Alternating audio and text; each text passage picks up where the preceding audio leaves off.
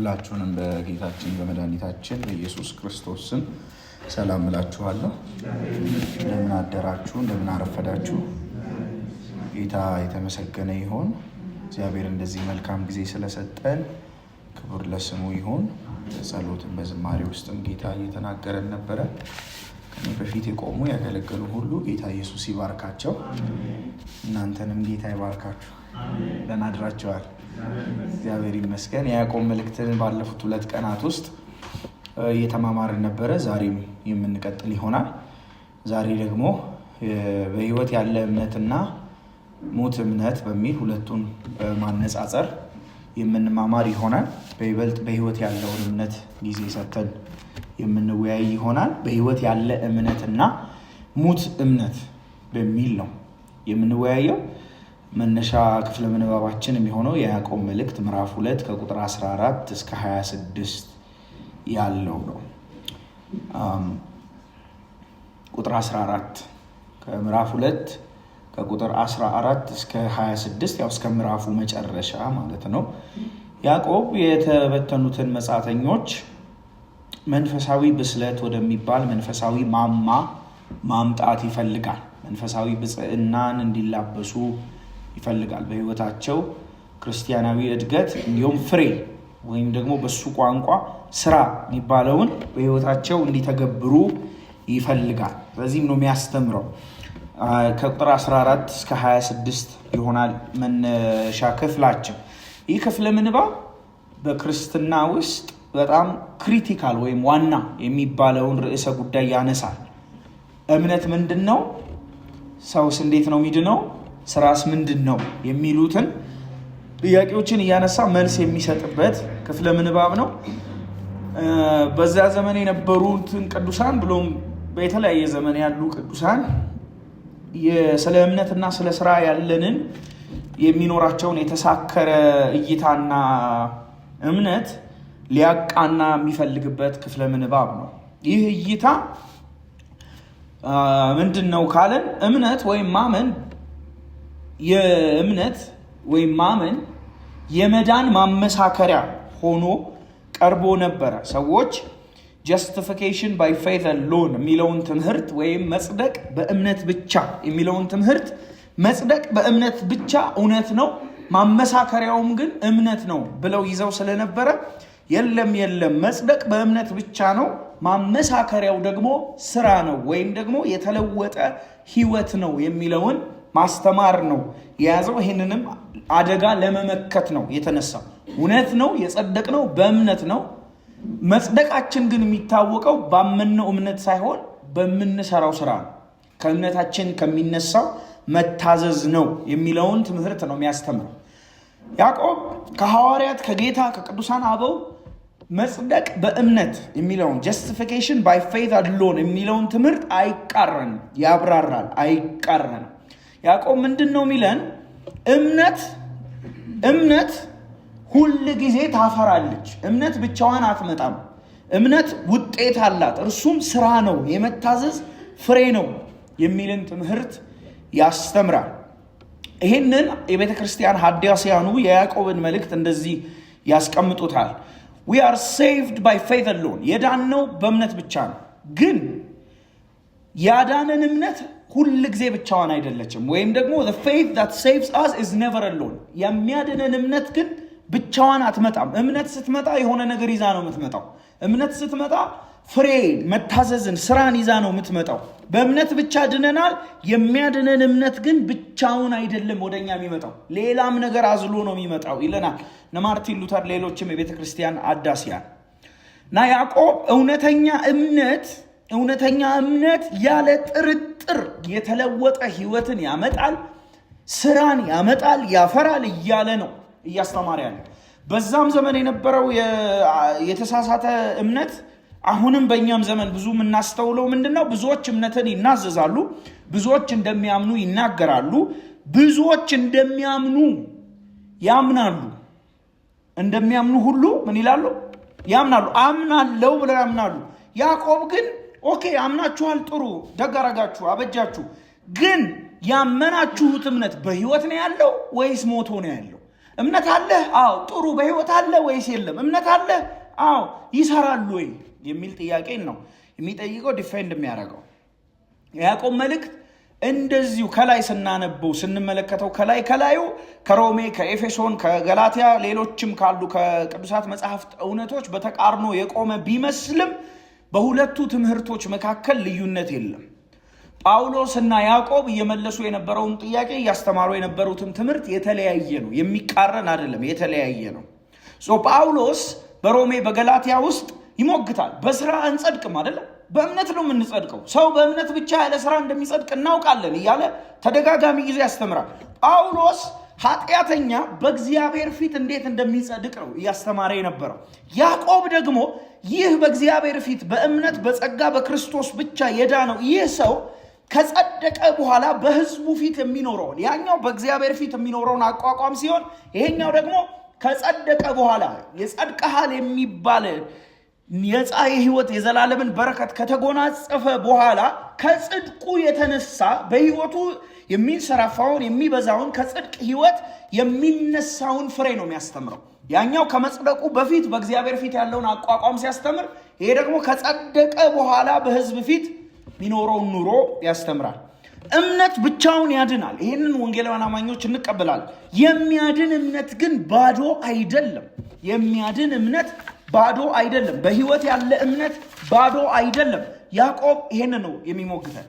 እምነት አለህ፣ ጥሩ፣ ግን ብቻውን አይመጣም የሚልን ሙገታ ነው የሚሞግተን። በዚህ አግባብ በዚህ ፍሬምወርክ ውስጥ ሆነን ከ14 እስከ 26 ያለውን ለመመልከት እንሞክር። ወንድሞቼ ሆይ ይላቸዋል። በጣም ነው የሚወዳቸው። እንደምናውቀው ትላንትናም ተወዳጆች ሆይ ብሏቸዋል። እምነት አለኝ የሚል ስራ ግን የሌለው ሰው ቢኖር ምንን ይጠቅመዋል? እምነቱስ ሊያድነው ይችላልን ብሎ በመጠየቅ ይጀምራል። ምን ይጠቅማል? አሁን እየጠየቀ ያለው ጥያቄ እንዲመልሱለት አይደለም። በጥያቄ ውስጥ መልስ እየሰጠ ነው። ምን ጥቅም አለው? እምነት አለኝ እያልክ ስራ ከሌለ ምን ይጠቅማል?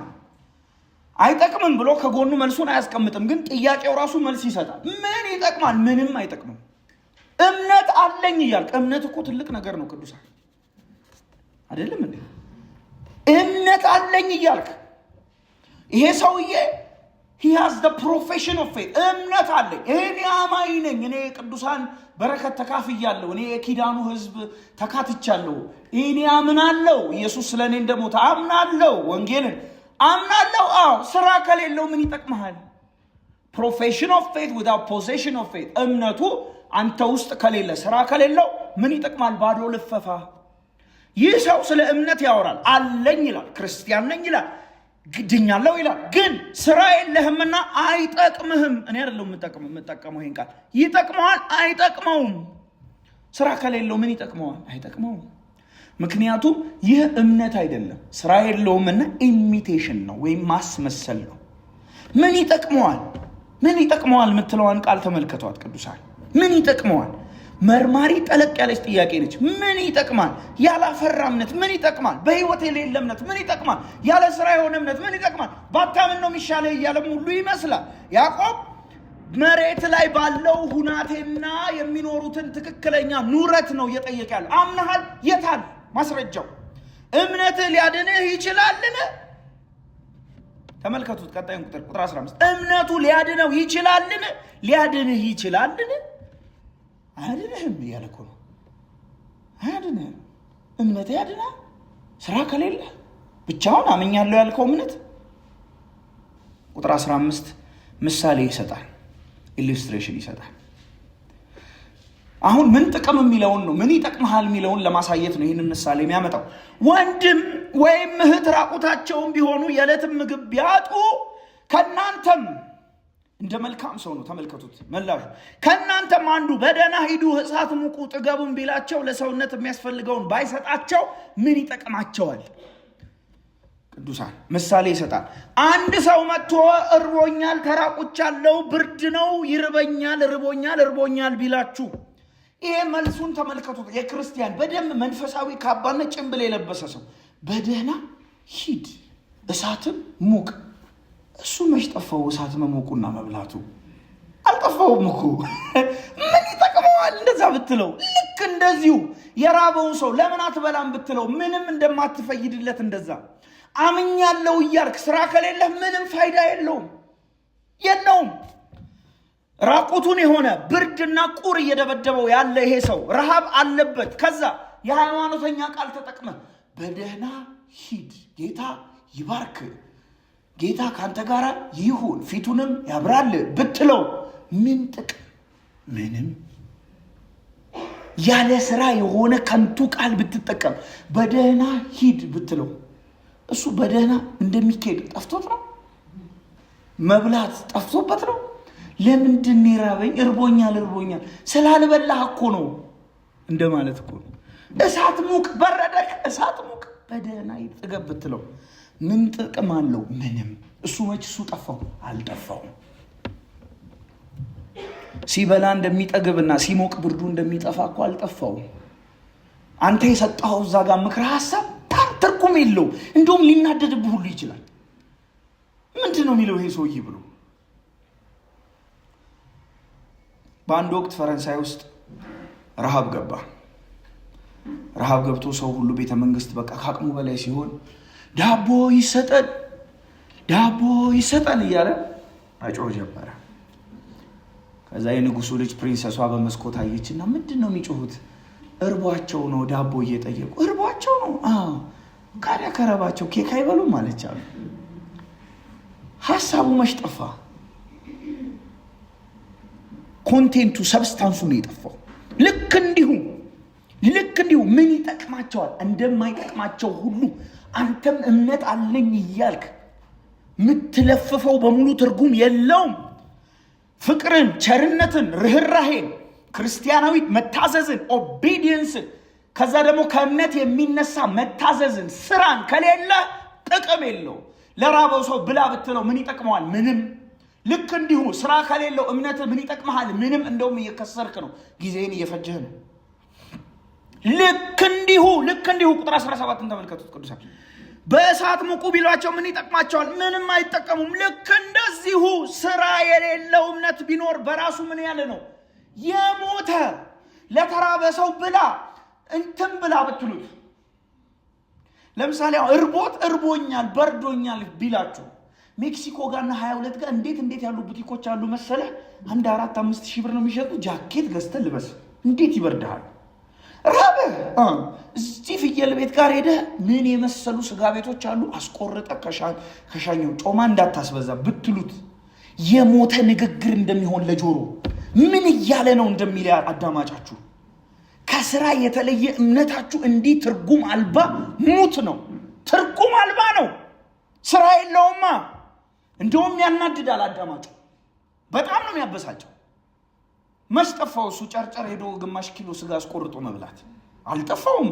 የጠፋው እኮ ምግቡ ነው አይደለም እንዴ? ልክ እንዲሁ እምነት አለኝ ብትሉ ቁጥር 17 ተመልከቱ። እምነት አለኝ እያልክ ብታወራ እምነትህ ግን መሬት ላይ ከሌለ እነው ትርጉም አልባ አይደለም የሚለው፣ እንደኔ የሞተ ነው የሚለው። ሊትራሊ ቃሉ ኮርፕስ ነው ወይም ደግሞ ሬሳ ነው እምነቱ። ንግግሩ ራሱ ምልልሱ፣ ዙረቱና ኑረቱ ራሱ ሬሳ ነው እምነት ነው። እምነት ያለ ስራ እንደ ያዕቆብ ገለጻ ሙት ይለዋል፣ የደከመ ይለዋል። ስለዚህ ያመኑ ጌታን የተቀበሉ የማይሰሩ ክርስቲያኖች በመንፈሳዊ ህይወታቸው ስላልበሰሉ አይደለም፣ ስለደከሙ አይደለም፣ መንፈሳዊ ውጊያ ውስጥም ስለገቡ አይደለም፣ እምነታቸው ስለሞተ ነው። የሞተ በህይወት የሌለ የውሸት እምነት ነው። where there is no fruit there is no root። ፍሬ በሌለበት ስር የለም። አንድ ነገር ካላፈራ ስር የለውም ማለት ነው። ምክንያቱም ስር ነው ውሃንም ሚነራልንም ምንም ማዳበሪያንም እየመጠጠ በግንድ በኩል እያደረገ ለቅርንጫፍ እያደረገ ፍሬ እንዲፈራ የሚያደርገው። ካላፈራ ስር የለውም ከታች። ያዕቆብ ምን ይለናል? ሙት እምነት። ስራ የሌለውን እምነት ምን ይለዋል? የሙት እምነት። ቁጥር 18 አሁን ለዚህ ሊሞግቱ አንዳንድ ግለሰቦች አሉና እንደዚህ ብለው ሊሞግቱ ተፈለጉ ያዕቆብን። አንድ ሰው መጥቶ አንተ እምነት አለህ እኔም ስራ አለኝ፣ እምነትህን ከስራህ ለይተህ አሳየኝ፣ እኔም እምነቴን በስራዬ አሳይሃለሁ ይላል። አሁን ይመጡና እምነትህን ከስራህ ለይተህ አሳየኝ ብትሉኝ አይቻልም። እምነት የምትባለዋ መንፈሳዊ ብጽዕና መገለጫዋ ምን እንደሆነ ታውቃላችሁ? አትታወቅም፣ ኢንቪዚብል ነች። እምነታችሁን እስቲ ያሳዩኝ። የታል እምነታችሁ? እኔ አምኛለሁ ብል እምነትህ የታል ብባል ይሄ ሳብ አድርጌ ያወጣለሁ። እምነት በባህሪው ኢንቪዚብል ነች። እምነት ታዲያ እንዴት ነው የምትታየው? በስራ። መታመን በምን ይታወቃል? በስራ። እምነትህን ከስራ ለይተህ አሳየኝ ይለኛል። አይቻልም፣ ኢንቪዚብል ነች እምነት። እኔ ግን ላሳየ እምነቴን በስራዬ ነው ማሳየህ። ስራ የእምነት ማመሳከሪያ ነው። መታዘዝ የእምነት መገለጫ ነው፣ ውጤት ነው። ምንጭ አይደለም፣ ምክንያት አይደለም፣ ውጤት ነው። መጽደቅ በእምነት ብቻ ነው። ይሄ ወንጌላውያን የማንደራደርበት መሰረት ነው። መጽደቅ ግን ሲመጣ ብቻውን አይመጣም። መቀደስንም ይዞ ነው የሚመጣው፣ መታዘዝንም ይዞ ነው የሚመጣው፣ ስራንም ይዞ ነው የሚመጣው።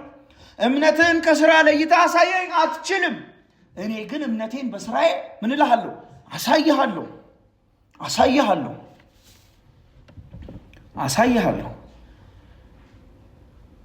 አሳይሃለሁ። በምኔ? በስራዬ። ለምሳሌ እግዚአብሔር አንድ እንደሆነ አንተም ታምናለህ። ኢንቴሌክቹዋል ቢሊፉ አለ። ለዚህ ስነ መለኮታዊ ትምንታኔ አንገትን ትነቀንቃለህ፣ ትቀበላለህ። ትክክለኛ ዶክትሪንን ትውጣለህ ሳይተናነቀ። የሚያጸድቅን የእውነትን እውቀት ተቀብለሃል፣ ታምናለህ፣ መልካምም ታደርጋለህ። ግን አጋንንትም ያምናሉ። በእውነት እኮ ነው የሚገርመኝ። እኔ አጋንንትም ያምናሉ ሲል መቀበል አቅቶኝ ነበር። ግን አጋንንቶች በእውነት ያምናሉ እኮ። በጣም ነው የሚያምኑት አጋንንቶች። እውነትን ያውቃሉ፣ ይቀበላሉ። ትክክለኛ ስነ መለኮታዊ መረዳት አላቸው። ትክክለኛ የጌታን ማንነት ያውቃሉ፣ ይቀበላሉ። ከዛ ግን ልዩነቱ መልካም አያደርጉም፣ ይንቀጠቀጣሉ። ትሬምብል ነው የሚያደርጉት። ስለዚህ በህይወት ያለ እምነት ትክክለኛ መገለጫው ስነ መለኮታዊ ትንታኔዎችን መቀበል፣ አዎንታዊ የሆነውን ቀናኢ የሆነውን መጽሐፍ ቅዱሳዊ እይታ መጨበጥ ሳይሆን መታዘዝ ነው፣ መልካም ማድረግ ነው። እምነትህ ከአጋንንት እምነት የሚለየው መልካም በማድረግህ ነው ይለናል ያዕቆብ። ቅዱሳን እግዚአብሔር ልጅ እንደሆነ እናምናለን። ኢየሱስ አጋንንትም ያምናል፣ ይቀበላል። እንደውም ከኛ ቀድሞ ሁሉ ነግረውታል። አንተ የእግዚአብሔር ምንድነው አሉት? ቅዱስ ነው አሉት። ልታጠፋን መጣህ አሉት። ማን እንደሆነ ያውቃሉ። አምላክነቱን፣ ሰብነቱን ያውቃሉ። የወንጌሉ ስራ እንዴት ሰዎችን እንደሚያድን እንደሚያጸድቅ ያውቃሉ። እግዚአብሔር ምን አይነት ህይወት ለቅዱሳን መኖር እንዳለብን ያውቃሉ። የእግዚአብሔርን ጽድቅ ማስፈራቱን፣ ቅድስናውን ያውቁታል። አልጠቀማቸውም መልካም ስለማያደርጉ። መንቀጥቀጥ ብቻ ነው ፍሬያቸው። አንተስ እግዚአብሔር አንድ እንደሆነ ታምናለህ፣ መልካም ታደርጋለህ። መልካም በማድረጉ ውስጥ ነው ከአጋንንት የተለየ እምነት ያለ። አለበለዚያ የነሱ አይነት እምነት ነው ያለ። ቁጥር 20 አንተ ከንቱ ሰው ይለናል ያዕቆብ። አንተ ከንቱ ሰው ነው ብሎ የሚጣራው ምስኪን፣ የተሸወደ ለማለት እየፈለገ ነው ያለው። ምስኪን፣ ሻሎ መረዳት ያለህ አንተ። እምነት ከስራ የተለየ ሆኖ የሞተ መሆኑን ልታውቅ ትፈልጋለህ?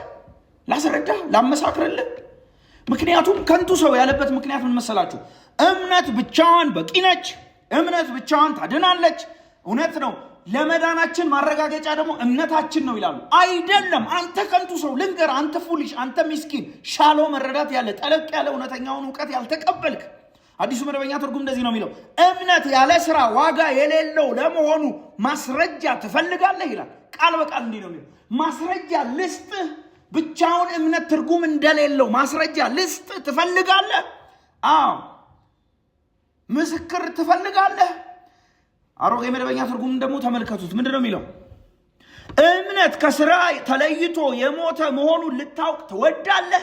አዲሱ መደበኛ ትርጉም ደግሞ ማስረጃ ልስጥህ ትፈልጋለህ? እኔም አንተም አብርሃምን እናውቀዋለን። አባታችንን አብርሃምን ተመልከተው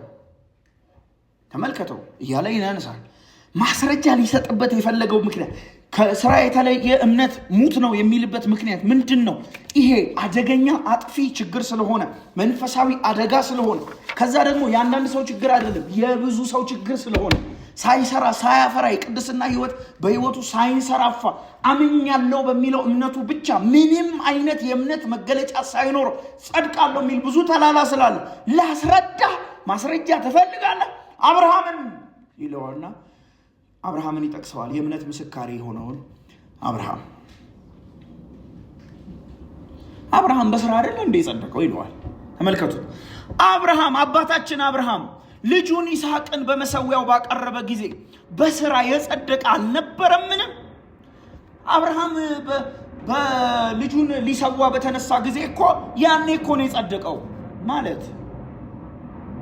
አብርሃም በስራ ነው የጸደቀው አለ ያዕቆብ። አብርሃም ድህነትን አገኘ፣ እኛ ያገኘነውን የዘላለምን ህይወትና በረከት ተካፈለ እያለ አይደለም። ግን አብርሃም ይስሐቅን ማቅረቡ እሱ ጋር ያለውን የእምነት ህይወት በስራ የመግለጡ ውጤት ነው። አሳይ አብርሃም እንዴት እምነቱ ብቻውን አምኛለሁ እግዚአብሔር አንተን የሰጠኸኝ እግዚአብሔር ቢሞትም ልታነሳው እንደምትችል አምኛለሁ ብሎ አልተቀመጠም። ሊሰራ ወጣ ልጁን ይዞት። ቅዱሳን አብርሃም ሊሰዋ የወጣው ጥጃ አይደለም፣ ጊደር አይደለም፣ ዶሮ አይደለም፣ ልጅ ነው። ከልጅም ደግሞ እኛ እንደምንወልዳቸው አይነት ልጆች አይደለም፣ የተጠበቀ ልጅ ነው። ከልጅም ደግሞ የስተርጅና ልጁ ነው፣ ደግሞ የኪዳን ልጁ ነው። የልጅን ነገር እኔ ስላልወለድኩ አላውቀውም፣ እናንተ ግን ታውቁታላችሁ። ግን የአብርሃምን ሳጠና ምን ተረዳው መሰላችሁ? እስማኤልን አባረው ሲለው አባት አይደል አቃተው ማባረር። አጋር አባረ ስትለው ከዛ እግዚአብሔር ተጨመረና ይውጣ እኔ ነኝ እድል ፈንተው አለው። እስማኤልን እኮ ግደል አይደለም የተባለው ቅዱሳን፣ ይውጣ ካንተ ይውጣ ይለቀቅ ሲባል አቃተው። አባት ነው ወልዶታል። ግን ከእስማኤል ይልቅ የጠበቀውን እስማኤል እኮ በአቋራጭ መንገድ የተገኘ ልጅ ነው። የተስፋ ቃል የሌለው ትዕግስት ሲያቀተው የገባበት አይደለም። በአጋጣሚ የመጣውን ልጅ እንኳን ለመልቀቅ አቃተው። ልጅ ነዋ። ሲጠበቅ የኖረውን ልጅ አምጣ አለው። አባርም አይደለም ያለው። ምንድን ነው ያለው? ሰዋው ሲለው እምነቱ እንዴት በስራ እንደሚገለጥ ታውቃለህ? እግዚአብሔር ወይ አንተ ጠይቀኸኝ ማባረር አይደለም ሰዋዋለሁ አለ። ሰዋዋለሁ። እኔ አብርሃም ያን ቀን እንደው ምን ሲያስባደር በእውነት እኔ እንደዛ እያሰብኩ ነበር። ሳራ ተኝታለች። ሳራ የፈጠነ ነው የፍቺ ደብዳቤ ባይዘው የፍርድ ቤት የምታስገባው አብርሃም ሰውቶት ቢመጣ ልጁ ህይወታ ያበቃል። እዛ ጋር ስንት ዓመት የጠበቀችውን ልጅ ስሙን ደግሞ አበጀ ከበደ አየለ እኮ አይደለም ያለችው፣ የሚሰማኝ በሙሉ ምን አለች? ይሳቅልኝ ብላ ሀገር እኮ ነው ያሸከመችው ልጁ ላይ። አንተ ቢሰዋው አለቀ። ትዳር እዛ ጋር ፈረሰ። በቃ ሹካ ማንኪያ ተከፋፍለው በምስራቅና በምዕራብ ነው። ጉዳዩ አይደለም ማን የጠየቀው? እግዚአብሔር። እምነቱን በስራ ለመግለጥ ልምሻ የለውም፣ አይነክስም። አብርሃም ምን አይነት ሰው እንደሆነ አብርሃም ማልዶ ተነስቶ ና አንተ ብሎት ልጁን ይዞት ወጣ። እኔ እንኳን ሳራ አብረውት የሄዱት ሎሌዎቹ የሚፈቅዱለት አይመስለኝ። ጋሼማ እድሜያቸው ከቆየ አይምሯቸው ተነካ ነው የሚሉት። ይሳቅን ቅዱሳን ኤሌዘር ሊወርሰኝ ነው እያለ ፍረስትሬት እኮ ሲያደርግ ነበር አብርሃም። አይወርስህም እኔ ላንተ ጋሻህ ነኝ እያሉ እየተፍገመገመ ደግሞ እየፈራ ደግሞ ያን ሁሉ ዓመት የጠበቀውን ልጁን ሰዋለሁ አለ። ታዲያ ከእምነት አልፎ ስራ አልሆነም እንዴ? አብርሃም አልጸደቀም እንዴ በስራው? ሚስቱ ባሪያዎቹ አይፈቅዱለትም። በእውነት ነው የምነግራችሁ። እንዴት ይፈቅዱለታል? የጠበቀውን ልጁን ሊያርድ ሊሰጥ ወጣ። እምነቱን በስራ ገለጠ። ተመልከቱት ቁጥር 22 አብርሃም እንዴት በስራ እንደጸደቀ። ቁጥር 22 አልነበረም?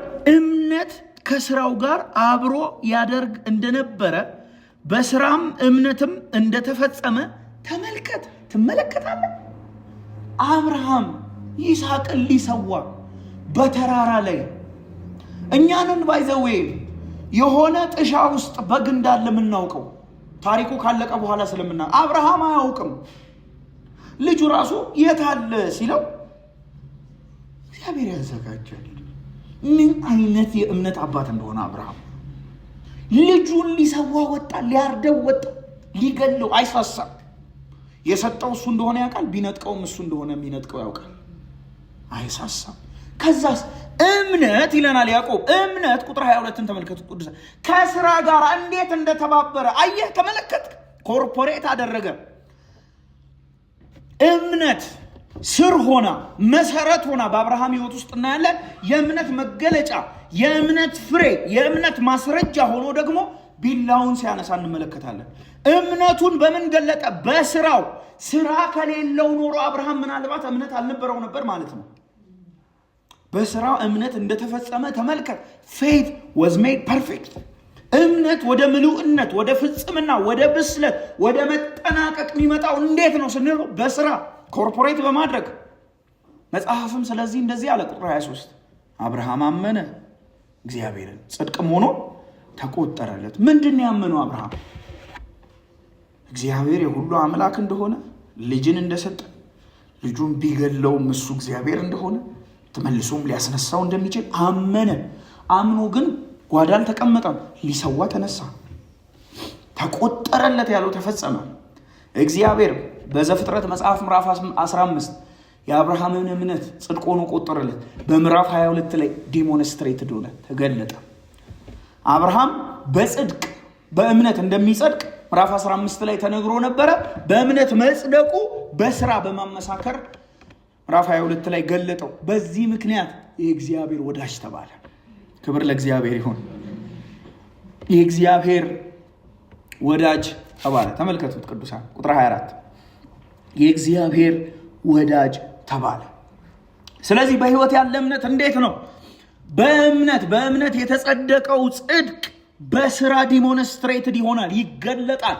ደግሞም የእግዚአብሔር ወዳጅ የተባለን በረከት ያጎናጽፋል። እውነተኛ እምነት ከእግዚአብሔር ጋር ቅርበትን፣ እምነትን፣ ጽድቅን፣ ትብብርን ያመጣል። ቁጥር 24ን ተመልከቱት። ከዚህ ቀጥሎ የእግዚአብሔር ወዳጅ ተባለ ካለ በኋላ ሰው በእምነት ብቻ ሳይሆን በስራ እንዲጸድቅ ታያላችሁ። ከአብርሃም በእምነት ጸደቀ የተባለው ምዕራፍ 15 ላይ ምዕራፍ 22 ላይ ተገለጠ። ሳይሳሳ ካራውን አነሳ፣ ልጁን ሊገል ገለጠው። በምን? በስራ። ሰው በእምነት ይጸድቃል። ቅዱሳን በእምነት ብቻ ሳይሆን ግን መጽደቁን አምኛለሁ በሚለው ልፈፋው ሳይሆን የሚያመሳክረው በስራው ነው። ስለዚህ ሰው በእምነት ብቻ ሳይሆን በስራ እንዲጸድቅ እናውቃለንና ያዕቆብ እዚህ ጋር ጠጠር ያለ ንግግር ነው የሚናገረው። በእምነት ነው የጸደቅ ነው የሚለውን ትምህርት በተቃርኖ እየቆመ አይደለም። እንደዛ ግራ እንድትጋቡ አልፈልግም። የያዕቆብ ጉዳይ እንዴት ጸደቃችሁ የሚለውን ጥያቄ አይደለም የሚያነሳው። መጽደቃችሁን በምን አወቃችሁ ነው የያዕቆብ ጥያቄ። ጸድቃችኋል፣ እንዴት ተጸደቀ? በእምነት ብቻ አይደለም የሱ ጥያቄ፣ እሱ ኢሹ አይደለም። የሱ ዋናው ጉዳይ በምን አመሳከራችሁት? በምን አወቃችሁ መጽደቃችሁን? በእምነት። ሌላ አንዲት ሴትን ያነሳል፣ ረዓብ። እንደዚሁም አሁን ረዓብም በእምነቷ ከዛ ደግሞ በስራዋ እንዴት እንደምትጸድቅ ያሳየናል። ጋለሞታይቱ ረዓብ ደግሞ መልእክተኞቹን ተቀብላ በሌላ መንገድ በሰደደች ጊዜ በስራ አልጸደቀችምን? የመጨረሻ ሚያነሳትን ተመልከቱ። እምነት ለካ ለሃይማኖት ኤሊትስ አምኛለሁ ለሚሉ ቤተክርስቲያን ለሚመላለሱ ሰዎች ብቻ ሳይሆን ለኃጢአተኛ ጋለሞታ ይለዋል። እንደው አህዛብ የሆነች ኃጥአን የሆነች እምነቷ በስራ በመግለጥ እንደዳነች ያሳያል። ተቀበለች መልእክተኞችን። እምነቷ እግዚአብሔር እንዳለ እነሱ ጋር ማመኗ ድፍረትን ሰጣት። ከዛስ ግብርን ሰጣት። በዚህ በኩል ተቀብላ በዚህ በኩል ሸኘቻቸው፣ ታዘዘቻቸው። ከዚህ የተነሳ ከሚመጣው ቁጣ አመለጠች። እቺ ሴት በኋላም የክርስቶስ የዘር ሐረግ ውስጥ ሁሉ ገባች። በቃ በስራዋ። ቁጥር 26 አብርሃምን ረዓብን ከጠራ በኋላ ደግሞ ማንም በስም ያልተጠቀሰ ግን አንድ ሙት ሰው ይነግረናል። ቁጥር 26 ከነፍስ የተለየ ስጋ የሞተ እንደሆነ። ከነፍስ የተለየ ስጋ ምንድን ነው? የሞተ ነው። ከመሞቱ በፊት ዶክተር ሊሆን ይችላል፣ አገር መሪ ሊሆን ይችላል፣ እርሳቸው ብለን ልንጠራቸው እንችላለን። ፕሮፌሰር ሊሆን ይችላል፣ አገልጋይ ሊሆን ይችላል፣ ባላችን፣ ሚስታችን፣ ልጆቻችን ሊሆኑ ይችላሉ። ከነፍስ ስጋ የተለየ ጊዜ ያ ይቆምና ሌላ ስም ይሸልማል። ምን የሚባል? ሬሳ። አስክሬኑ መጣ አይደል የምንለው? አስክሬኑ ሚኒሊክ ተልኳል የምንለው። ዶክተር ሚኒሊክ ተልኳል እንላለን። ዶክተር ቢሆኑኛ ሰውዬ አንልም። የሞተ ዕለት ሞተ ነው፣ በቃ አበቃ። አስክሬን ነው። ከነፍስ የተለየ ስጋ ምንድን ነው? ሬሳ ወይም ሙት ይለዋል ያዕቆብ። የሞተ እንደሆነ ኮርፕስ እንደሆነ ሁሉ ስራ የሌለ አምኛለሁ፣ አማኝ ነኝ፣ እኔ እምነት፣ የእኔ እምነት ደረጃ፣ የእኔ እምነት ልኬታው፣ አቤት አቤት የምትሉት እምነት ምንድን ነው? የሞተ ፍሬ አልባ እምነት፣ የሞተ በስራ ማይገለጥ እምነት፣ የሞተ የውሸት እምነት ነው። መጽደቅ በእምነት ነው ይለናል ያዕቆብ። እምነት ግን ብቻዋን አትመጣም፣ ፍሬ አላት፣ ስራ አላት። በህይወት ያለ እውነተኛ እምነት ሁልጊዜ ያፈራል። ቅዱሳን እግዚአብሔር ጸጋን ያብዛል። ስራዎቻችን ማመሳከሪያዎቻችን ናቸው። ማመሳከሪያዎቻችን ናቸው። የሞተ ሰው ስራ እንደማይኖረው ሁሉ የሞተ እምነትም ስራ ሊኖረው አይችልም። የሞተ እምነት ስራ ሊኖረው አይችልም። በህይወት የማይገለጥ ክርስትና ሙት ነው። ስለዚህ ምን እናድርግ? እምነታችንን እንፈትሽ። እምነታችን ስራን እያፈራ ነው ወይ እንጠይቅ። በህይወት ይገለጣል ወይ እንጠይቅ። ትናንትናም ተነጋግረናል ቅዱሳን። ራስን እንደ መሸወድ ያለ ትልቅ አደጋ የለም። ስራ የሌለው ግን እምነት አለኝ የሚል የሞተ እምነት ይዞ እንደ መዞር አደጋ የለም። እውነተኛ እምነት ያፈራል። የጽድቅን ፍሬ ያፈራል፣ ይሰራል። የቅድስናን ፍሬ ያፈራል። ስራ አያድንም። ስራ ግን መዳንን ያመላክታል። እኛ እንደ ወገኖቻችን ለመጽደቅ በእግዚአብሔር ፊት ሞገስ ለማግኘት አይደለም፣ እግዚአብሔር ፊት ሞገስ ስላገኘን ነው የምንሰራው። በክርስቶስ ያመነ ሕያው እምነት ያለው ሰው ቅዱሳን ለበጎ ስራ ሁሉ የበቃ ይሆናል። ስራ የእምነታችን ማመሳከሪያ ነው፣ የደህንነታችን ምንጭ ግን አይደለም። ጆርጅ ዌትፊልድ እንደዛ ይላሉ። ከዚህ ያዕቆብ በህይወት ያለ እምነት ያፈራል፣ ይሰራል፣ ይታዘዛል። ባዶ አይደለም፣ ሙት አይደለም፣ ወሬ ብቻ አይደለም። እምነት ያጸድቃል። የሚያጸድቅ እምነት ግን ብቻውን አይመጣም፣ ያፈራል። ይህ ከባድ ኢሹ ነው በእኛ ዘመን። ለምሳሌ ከባድ ኢሹ ነው። ጌታ ጸጋን ያብዛልን። ቅዱስ ጳውሎስ justification by faith alone፣ ጽድቅ በእግዚአብሔር ፊት በእምነት ብቻ ነው ሲል፣ ያዕቆብ ደግሞ እውነት ነው በሰው ፊት ደግሞ በስራ ይገለጣል ይለናል። በእግዚአብሔር ፊት የጸደቅነው በእምነት የጸደቅነው ጽድቅ በሰው ፊት በስራ ይገለጣል። እምነት መካን አይደለችም። እምነት ልምሻ የላትም። እምነት ታፈራለች፣ ትሰራለች። ከስራ የተለየ እምነት የሞተ ነው። በህይወት ያለ እምነት፣ እውነተኛ እምነት ይሰራል። የሞተ እምነት አይሰራም። በሞት እምነትና በሕያው እምነት መካከል ያለው ምንድን ነው? አንዱ ይሰራል፣ አንዱ አይሰራም። አንዱ ያፈራል፣ አንዱ አያፈራም። ይታዘዛል፣ አይታዘዝም። የቅድስና ፍሬ ያለው የለው። የፍቅር ፍሬ ያለው የለው። የመንፈስ ፍሬ ያለው የለው።